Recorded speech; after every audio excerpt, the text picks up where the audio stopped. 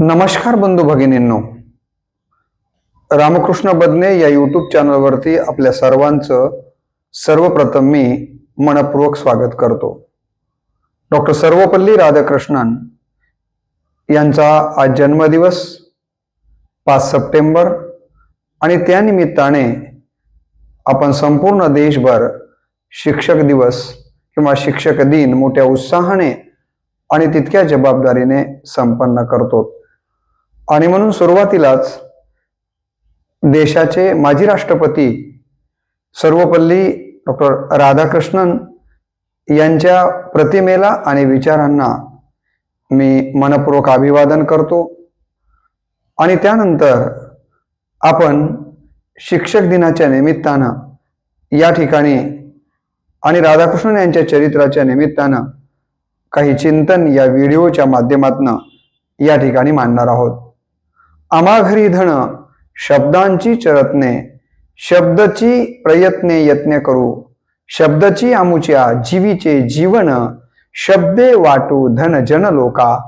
अशा पद्धतीनं शब्दांच्या वरती जीवापार प्रेम करून शब्दांच्याच माध्यमातून अनेक पिढ्या घडविणारे सर्व शिक्षक बंधू भगिनी यांना या शिक्षक दिनाच्या निमित्तानं मी मनपूर्वक शुभेच्छा देतो आणि त्यांचं पुढील शैक्षणिक कारकीर्द देखील अत्यंत यशस्वी आणि उत्तुंग भरारी घेणारी ठरो अशा प्रकारची अपेक्षा देखील व्यक्त करतो।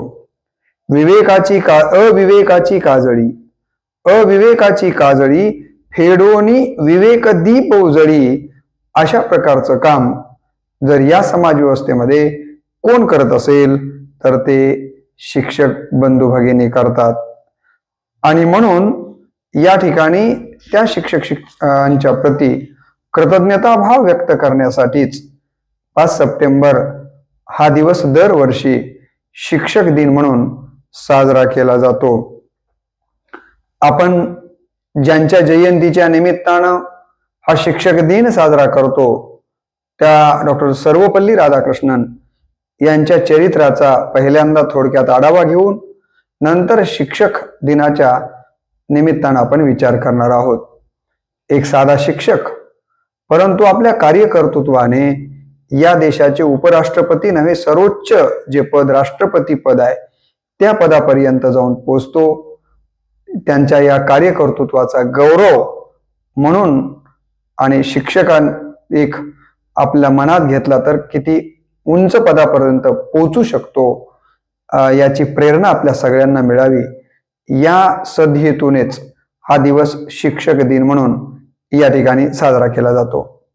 सर्वपल्ली राधाकृष्णन यांचा जन्म 5 सप्टेंबर 1888 रोजी तिरुपती जवळील तिरुतानी नावाच्या गावी आंध्र प्रदेश या राज्यामध्ये झालेला आहे। त्या प्रदेशामध्ये एक अशा प्रकारची प्रथा होती की प्रत्येक व्यक्तीच्या नावापूर्वी गावाचं नाव लावलं जातं, त्यामुळं राधाकृष्णन हे सर्वपल्ली अशा पद्धतीचे झालेले आहेत। सर्वपल्ली राधाकृष्णन यांच्या वडिलांचं नाव वीरस्वामी तर आईचं नाव सीताम्मा होते। घरची परिस्थिती जर आपण बघितली तर अत्यंत बेताची परिस्थिती त्यांच्या घरची राहिलेली आहे। त्यांनी प्राथमिक शिक्षण गावातच घेतलेलं आहे। पुढचं शिक्षण हे तिरुपतीला, त्यानंतर वेल्लोर येथील कॉलेजमध्ये, नंतर मद्रासच्या ख्रिश्चन महाविद्यालयामध्ये त्यांनी शिक्षण घेतलेलं आहे। जवळपास त्या कालावधीमध्ये ख्रिश्चन मिशनऱ्यांच्या अनेक संस्था शैक्षणिक संस्था चालायच्या।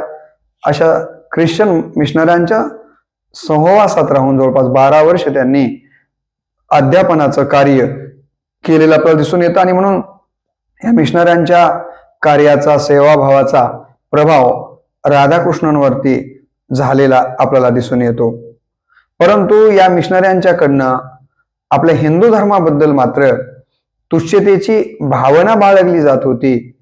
याबद्दल राधाकृष्णनांना निश्चितच मनातनं वाईट वाटत होतं। आपल्या स्वधर्माला कमी लेखलं जात आहे याची खंत त्यांच्या मनाला या कालावधीमध्ये सतत वाटत राहिलेली आहे।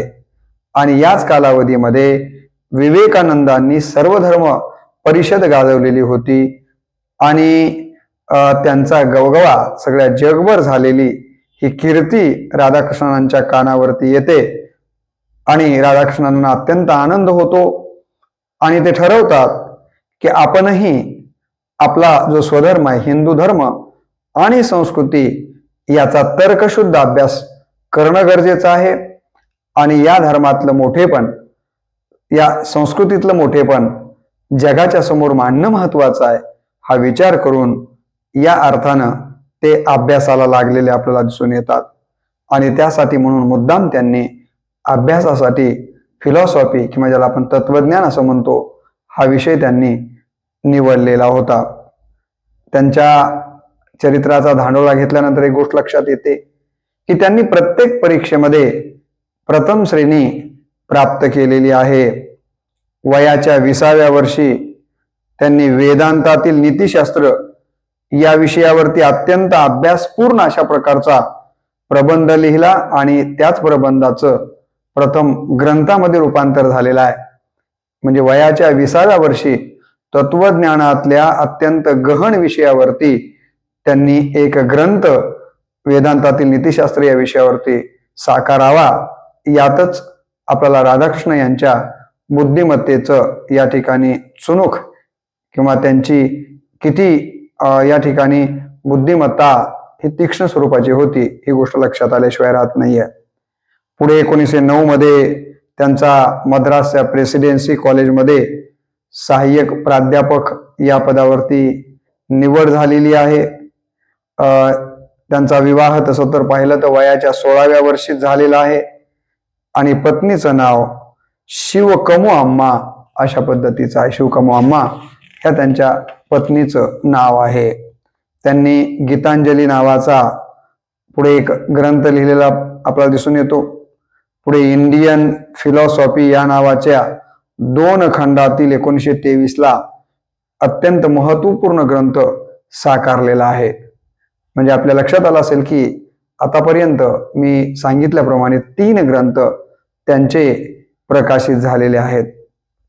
ऑक्सफर्ड विद्यापीठात त्यांची हिंदूंचा जीवनविषयक दृष्टिकोन या विषयावरती अनेक व्याख्यानं झालेली आहेत. म्हणजे ऑक्सफर्ड सारखं जगातलं नामांकित विद्यापीठ हिंदूंचा जीवनविषयक दृष्टिकोन हा विषय जाणून घेण्यासाठी भारतातल्या डॉक्टर राधाकृष्णन यांना अतिथी व्याख्याता म्हणून निमंत्रित करतात आणि त्यांच्याकडनं हा विषय समजून घेतात.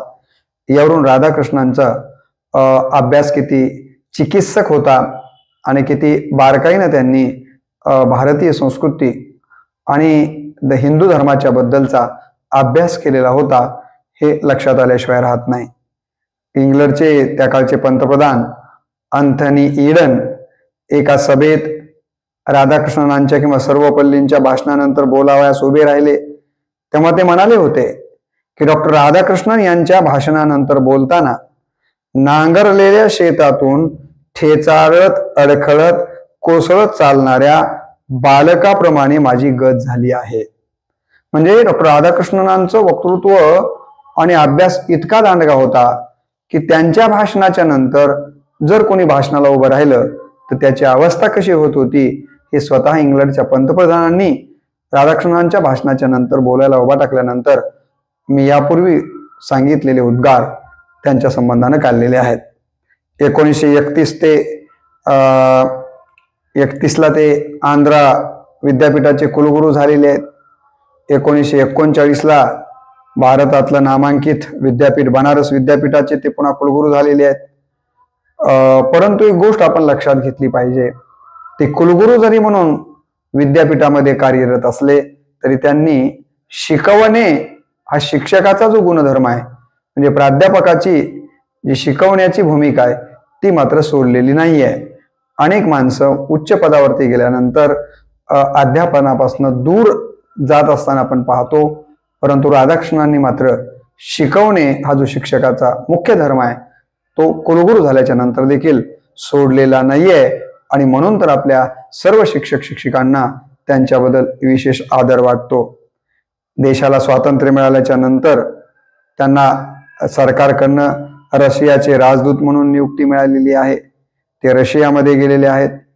तिथे देखील त्यांच्या कार्याचा, त्यांच्या चारित्र्याचा एवढा मोठा प्रभाव रशियन लोकांच्या वरती पडला, सामान्य लोकांच्या वरती पडला यात नवल नाही. त्या कालावधीमध्ये ज्यांचं नाव रशियामध्ये अग्रणी होतं त्या स्टॅलिनवरती देखील त्यांचा खूप मोठा प्रभाव पडला. स्टॅलिननं देखील राधाकृष्णन यांच्या विद्वत्तेबद्दल गौरवोद्गार काढलेले आपल्याला त्यांचं चरित्र वाचताना लक्षात येतात. 1954ला त्यांना भारतरत्न ही पदवी भारत सरकारकडनं दिलेली आहे. देशाचे पहिले राष्ट्रपती डॉक्टर राजेंद्र प्रसाद यांच्या हस्ते 1954ला त्यांना या देशातली सर्वोच्च पदवी भारतरत्न ही प्रदान करण्यात आलेली आहे. ऑक्सफर्ड विद्यापीठ, केम्ब्रिज विद्यापीठानं त्यांना डॉक्टरेट या पदव्या देखील बहाल केलेल्या आहेत. पुढे 1952 ते 62 या काळात ते भारताचे उपराष्ट्रपती म्हणून या ठिकाणी कार्य करताना आपल्याला दिसून येतात.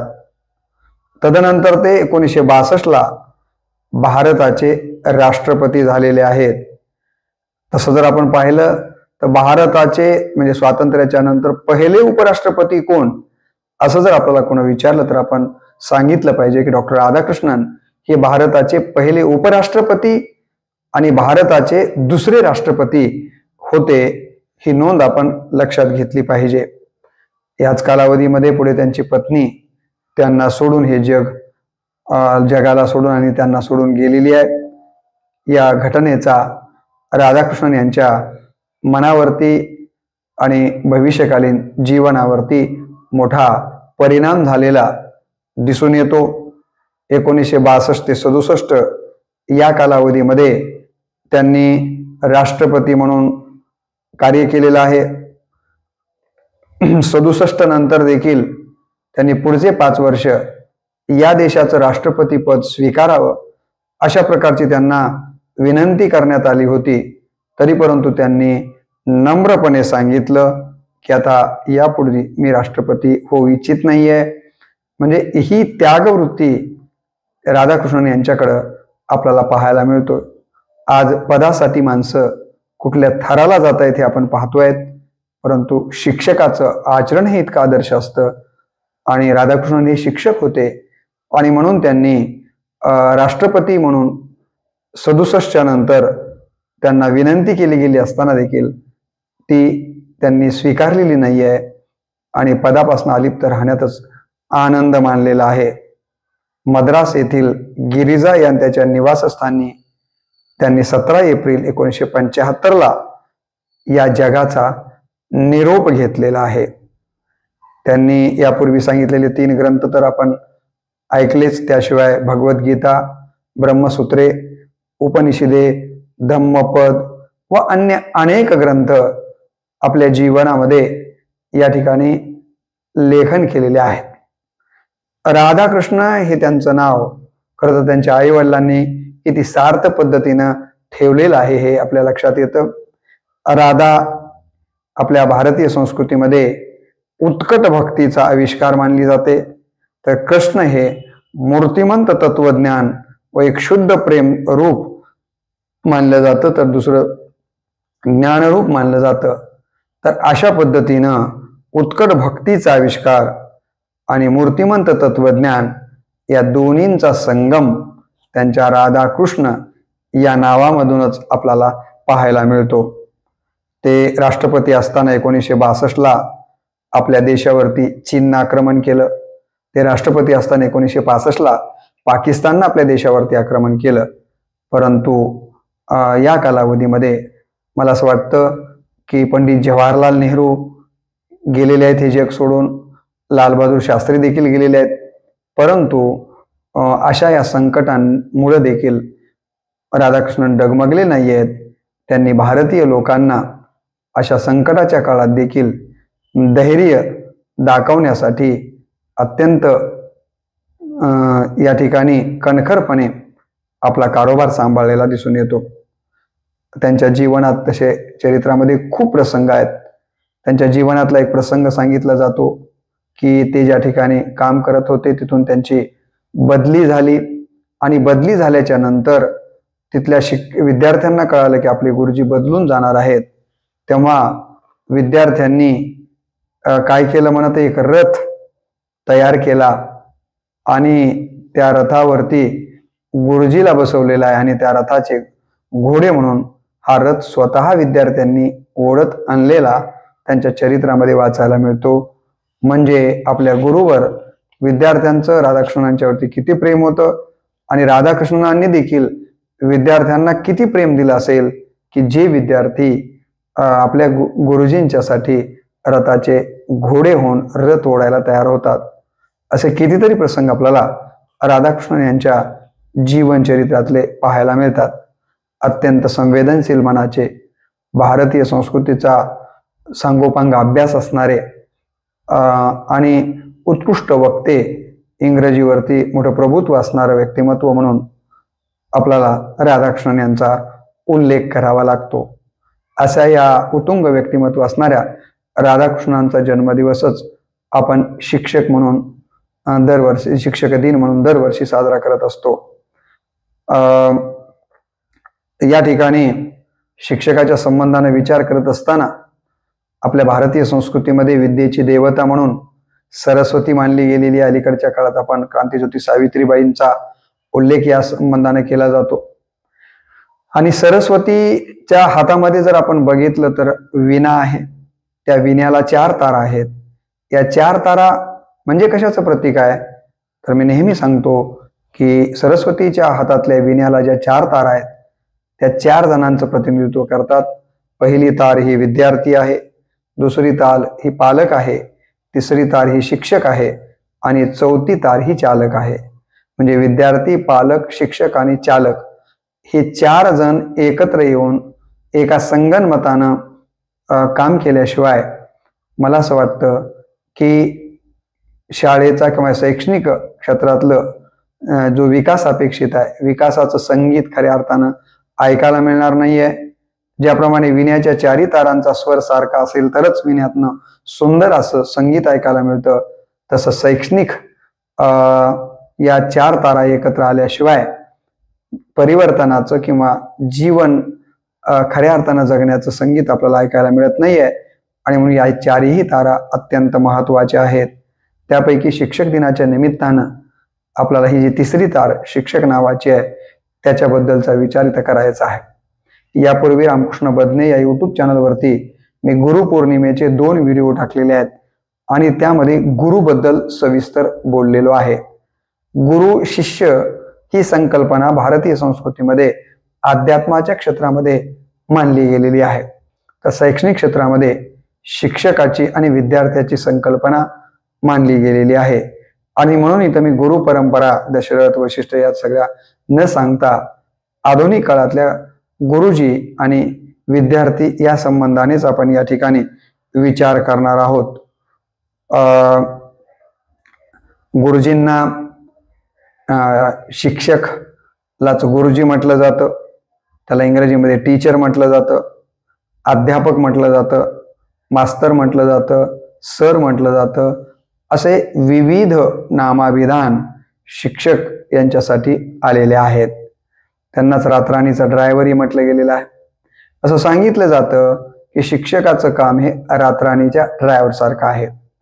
रातराणीचा ड्रायव्हर म्हणजे रात्रीला रात्रभर बसचा जो चालक असतो त्याला आपण रातराणीचा ड्रायव्हर म्हणतो.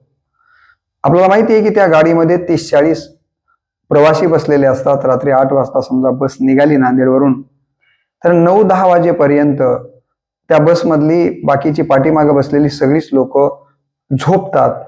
कुणाच्या विश्वासावर झोपतात, तर त्या गाडीचा चालक जो ड्रायव्हर आहे त्याच्या विश्वासावरती झोपतात. आणि तो बरोबर जर जागा राहिला तर मागच्या 40 लोकांना आपल्या ॲक्सिडेंटची किंवा मृत्यूची भीती नाही आहे. परंतु चालक जर असा विचार करायला लागला की सगळेच झोपलेत, मीच कशाला एकटा जागा राहू, म्हणून जर चालक झोपला मग मात्र चालक तर जाईलच, परंतु त्याच्याबरोबर त्याच्या विश्वासावरले 40 लोक देखील खड्ड्यात ती बस जाईल आणि त्यांचं जीवन संपेल. त्या पद्धतीनं या समाज व्यवस्थेतला रातराणीचा ड्रायव्हर म्हणजे सर्व क्षेत्रांचा प्रमुख जर कोण असेल तर तो शिक्षक आहे. म्हणून बाकीचे कसेही वागले तर मीही तसाच वागेन असं त्याला म्हणता येत नाहीये, कारण त्याच्यावरती या समाज व्यवस्थेला पुढे घेऊन जाण्याची मोठी जबाबदारी आहे. आणि म्हणून त्याला रातराणीचा ड्रायव्हर ही उपमा दिली गेलेली आहे. त्याला सोशल इंजिनियर असं म्हटलं गेलेलं आहे. विदेशामध्ये, पाश्चात्य राष्ट्रामध्ये शिक्षकाला सोशल इंजिनियर म्हटलं जातं. आपण पाहतो की इंजिनियर पूल बांधतील, रस्ते बांधतील, घरं बांधतील, परंतु मन बांधण्याचं काम, मन घडविण्याचं काम, समाज एकत्र आणण्याचं काम जर कोण करत असेल तर तो शिक्षक करतो. म्हणून त्याला सोशल इंजिनियर देखील म्हटलं जातं. समाजरूपी नौकेचा, जहाजाचं होकायंत्र जर कोण असेल तर शिक्षक आहेत. आणि म्हणून त्याला होकायंत्राची, तीर्थंकराची, नावाड्याची देखील उपमा दिली जाते. ज्याप्रमाणे नावाडी एका तीरावरून पलीकडल्या तीरावर जाणाऱ्या लोकांना नावेच्या माध्यमातून घेऊन जातो, त्याच पद्धतीनं शिक्षक देखील अनेक विद्यार्थ्यांना अज्ञानरूपी तीरावरून ज्ञानरूपी तीरावरती घेऊन जातात. अविवेकरूपी तीरावरून विवेकरूपी तीरावरती घेऊन जाण्याचं काम करतात. अविकासरूपी तीरावरून विकासरूपी तीरावरती घेऊन जाण्याचं मोठं काम करतात. आणि म्हणून त्यांना नावाड्याची देखील उपमा दिली गेलेली आपल्याला दिसून येते. खरं तर एक इंजिनियर चुकला तर एखादा पूल पडेल, एखादी इमारत पडेल, एखादा डॉक्टर चुकला तर एखादा पेशंट मरेल, परंतु एखादा शिक्षक जर चुकला आणि चुकीच्या पद्धतीने वागायला लागला तर त्याच्या हाताखाली येणाऱ्या कित्येक पिढ्या बर्बाद होऊ शकतात. म्हणून शिक्षकाचं काम हे इतर सगळ्या क्षेत्रापेक्षा अत्यंत महत्त्वाचं आहे, हे आपण लक्षात घेतलं पाहिजे. शिक्षक हे संस्कृतीचे साधक आहेत. समाजातील असंस्कृत प्रवृत्तींशी ताठ कण्यानं लढण्याचं सामर्थ्य जर या जगात कोणाकडे असेल तर ते शिक्षकाकडेच आहे, हे लक्षात घेणं गरजेचं आहे.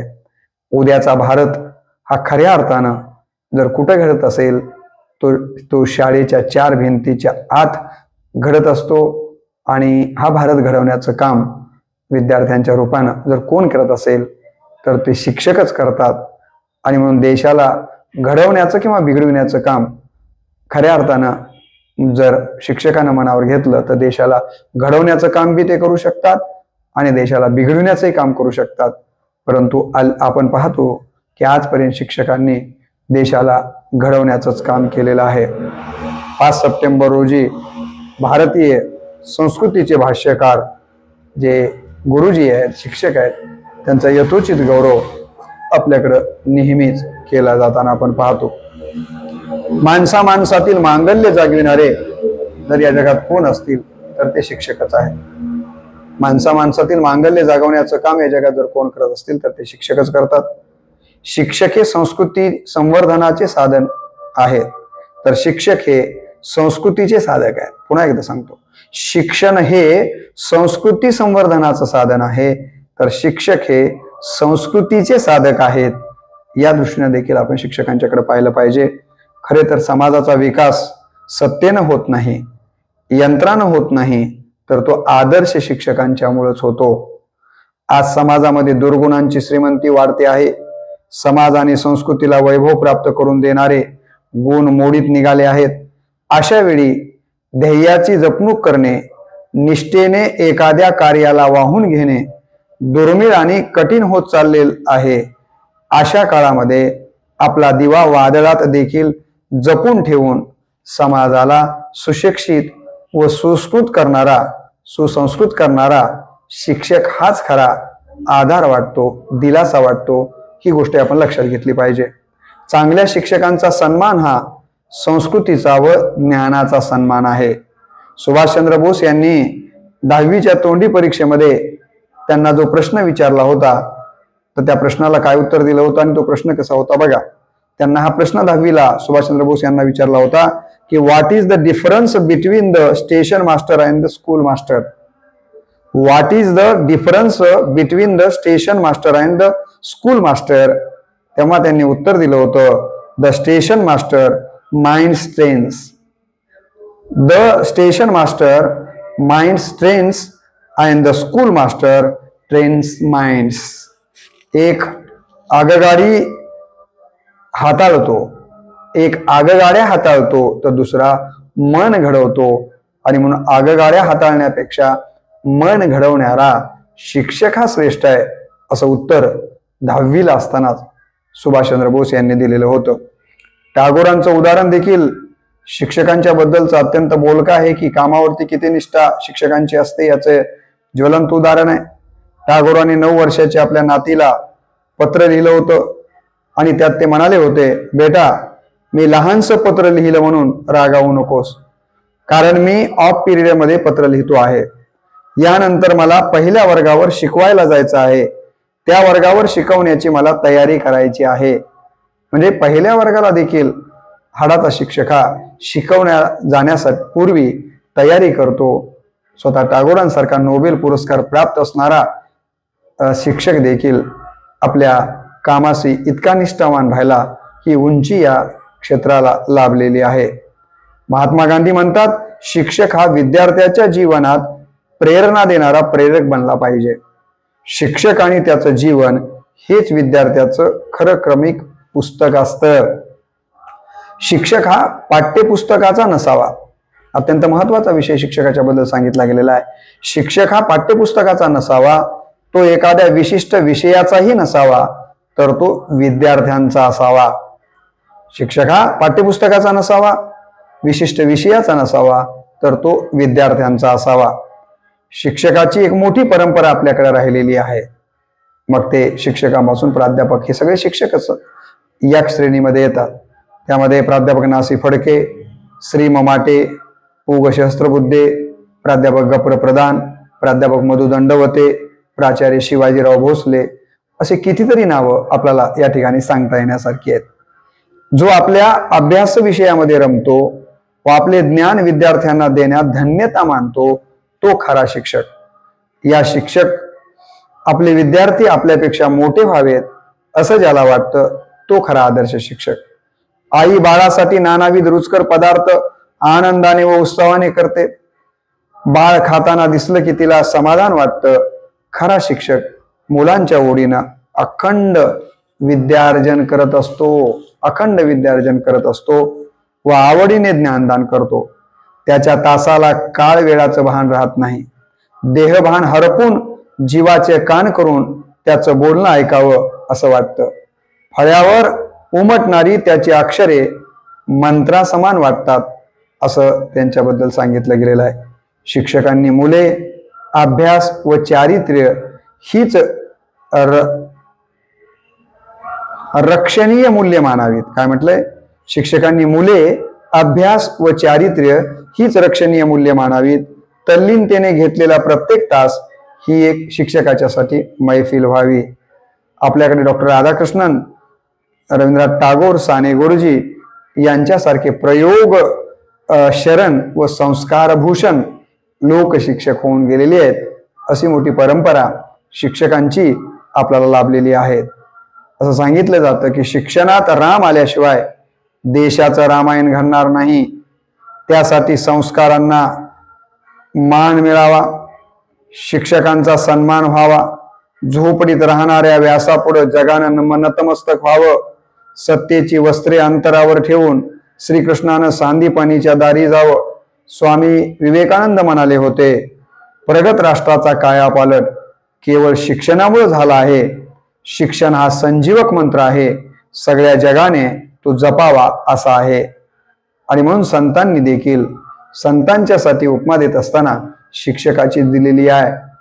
एका ठिकाणी संत म्हणतात की अर्भकाचे साठी पंते हाती धरिली पाटी, तैसे संत जगी क्रिया करोनी दाविती अंगी. तर पंत म्हणजे देखील शिक्षकच आलेला आहे. तेव्हा संतांच्या बरोबरीचं स्थान संतांनी शिक्षकांना दिलेलं आहे. ही बाब खरोखरच आपल्या सगळ्यांच्यासाठी गौरवास्पद आहे असं मला या ठिकाणी वाटतं. शिक्षकी पेशाबद्दल या ठिकाणी शिक्षण तज्ज्ञ ग.पी. मरुरकर सर जे काय म्हणतात ते पहा. ते असं म्हणतात, शिक्षकी पेशाला मान्यता नसली तरी धन्यता आहे.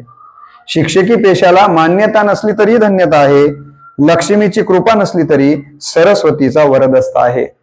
लक्ष्मीची कृपा नसली तरी सरस्वतीचा वरदहस्त आहे. अर्थला पुरेसा नसला तरी शब्दार्थाचं भंडार भरपूर आहे. अर्थलाभ पुरेसा नसला तरी शब्दार्थांचं भंडार भरपूर आहे. घरात कुबेराचा सहवास नसला तरी सहवास नसला तरी अंगात बृहस्पतीचा संचार आहे. आमच्या व्यवसायाला पैशाचं वलय नसलं तरी पावित्र्याचं सोहळ आहे. आम्ही पांढरपेशी नसलो तरी आमचा पेशा धुतल्या तांदळासारखा पांढरा स्वच्छ आहे.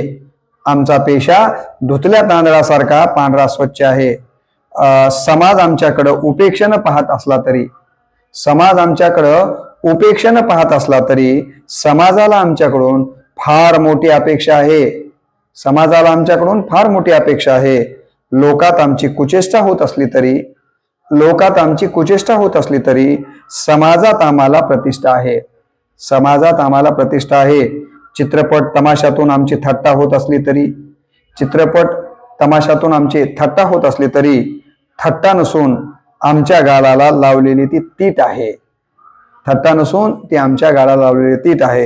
संसारात आम्ही सामान्य पती असलो तरी आमचं स्थान राष्ट्रपतीच्या वरचं आहे. ब्रह्मदेवाचे आम्ही शापित जीव असलो तरी आम्ही साक्षात परब्रह्म आहोत. आम्ही स्वभावाने भित्रे असलो तरी क्रांतिकारी निर्माण करण्याची क्षमता आमच्यात आहे. आम्ही समाजाला भीत असलो तरी भयमुक्त समाज निर्माण करण्याची जबाबदारी आमची आहे. सत्तेच्या दरबारात आम्ही भाटगिरी करत असलो तरी आम्ही आर्यभट्टाचे निर्माते आहोत. लोकशाही राज्यव्यवस्थेने आम्हाला गुलामगिरीत बांधून टाकलं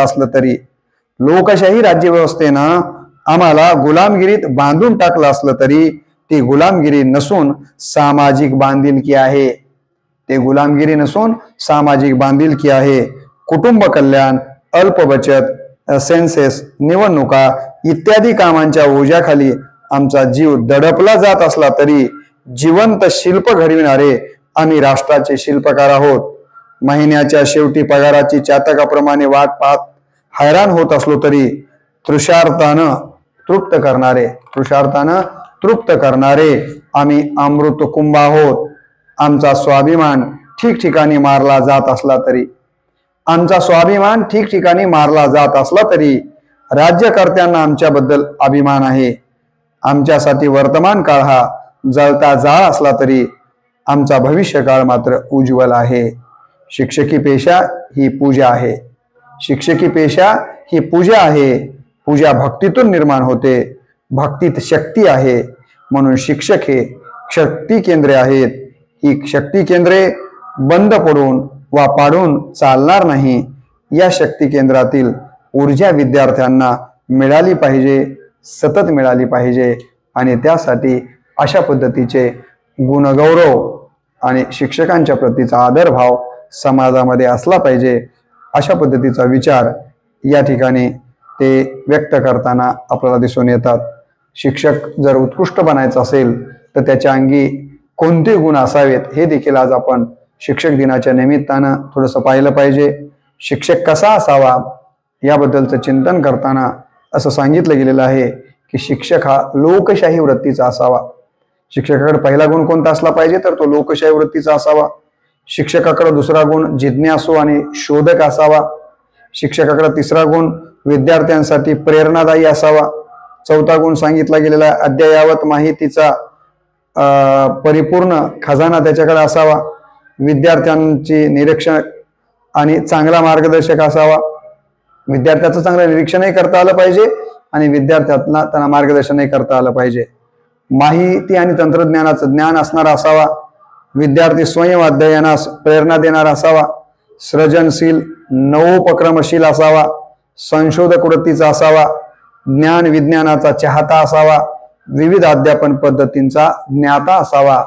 असे काही शिक्षकांच्याकडे गुण वैशिष्ट्ये असावेत अशी समाजाची आपल्याकडनं अपेक्षा आहे आणि या शिक्षक दिनाच्या निमित्तानं हे गुण आपल्यामध्ये तर आहेतच, परंतु ते अधिक उजळून कसे निघतील यासाठी आपण प्रयत्न करावा. त्यासाठी मला असं वाटतं की शासनाने देखील शिक्षकांना सततची जास्तीचे कामं लावून त्यांच्या गुणवत्तेवर गदा येणार नाही याची काळजी घेतली पाहिजे. जिथे 4 शिक्षक लागतात तिथे एका शिक्षकांच्या वरती जे सरकार भागवण्याचा प्रयत्न करत आहे हे चुकीचं आहे.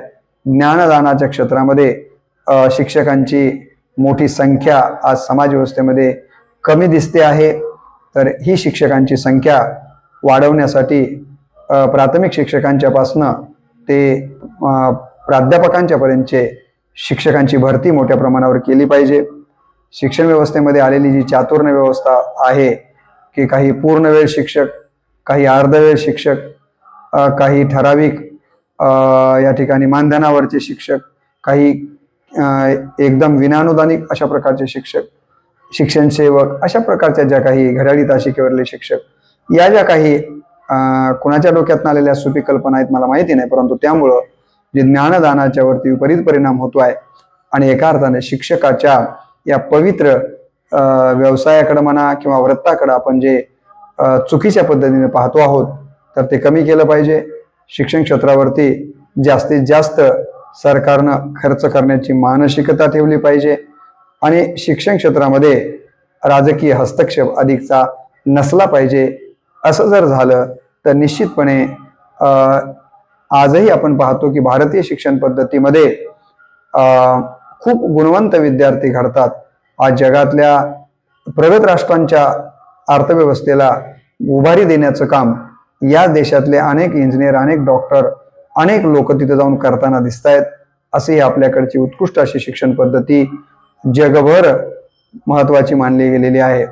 आता तर नवीन शैक्षणिक धोरण 2020 नुसार कौशल्याधारित शिक्षणाला भारतीय परंपरा ज्ञान आणि ती ज्ञान परंपरा आपल्या लक्षात आणून देणारं एक नवीन शिक्षणाचं दालन या निमित्तानं खोललं गेलेलं आहे आणि यातून अधिकाधिक शिक्षकांना न्याय सरकारच्या वतीनं, समाजाच्या वतीनं दिला जाईल अशा प्रकारची या शिक्षक दिनाच्या निमित्तानं समाजाकडनं, शासनाकडनं नम्र अपेक्षा व्यक्त करतो. मीही एक शिक्षक आहे आणि श्रवण करणारे देखील बरेच माझे शिक्षक बांधव आहेत, भगिनी आहेत. त्यांना देखील मी विनंती करतो की आपल्या आयुष्यामध्ये आचार्य देवो भव असं गुरुर ब्रह्मा, गुरु विष्णू, गुरुदेव महेश्वरा त्या गुरूंना जरी म्हटलं असलं तरी आपल्यालाही गुरुच म्हटलं जातं. इतका मोठा सन्मान आपल्या संस्कृतीने आपल्याला दिलेला आहे. तेव्हा हा सन्मान अबाधित राहील आणि जीवनामध्ये एक चांगली संधी आपल्याला पिढ्या घडवण्याच्या माध्यमातून मिळालेली आहे. तर त्या संधीचं सोनं आपण सगळेजण करूयात. आपण जर असं सोनं करण्याचं ठरवलं तर निश्चितपणे समाजही आपला अशा दिवसाच्या निमित्तानं सुद्धा एकच दिवस गौरव करणार नाही तर दररोज आपला गौरव समाजाच्याकडनं केला जाईल. त्यासाठी आपल्याला मात्र प्रामाणिकपणे आणि जीव ओतून सर्वस्वार्पण करून काम करावं लागणार आहे. ते काम आपण सगळेजण करत आहात म्हणून तर आजचा दिवस आपला गौरव करण्यासाठी या संस्कृतीमध्ये आपण संपन्न करतो आहोत. अशाच प्रकारचं गौरवाचं काम तुमच्याकडनं आणि माझ्याकडनं भविष्यातही घडावं अशा प्रकारची प्रामाणिक अपेक्षा व्यक्त करून पुनश्च एकदा सगळ्या गुरुबंधू भगिनी, शिक्षक बंधू भगिनींना या शिक्षक दिनाच्या निमित्तानं मनपूर्वक शुभेच्छा देतो. त्यांनी अनेक पिढ्या घडवण्यासाठी जे आपल्या जीवाचं रान केलं त्याबद्दल त्यांच्याप्रती कृतज्ञता व्यक्त करून या ठिकाणी मी थांबतो. नमस्कार. नमस्कार.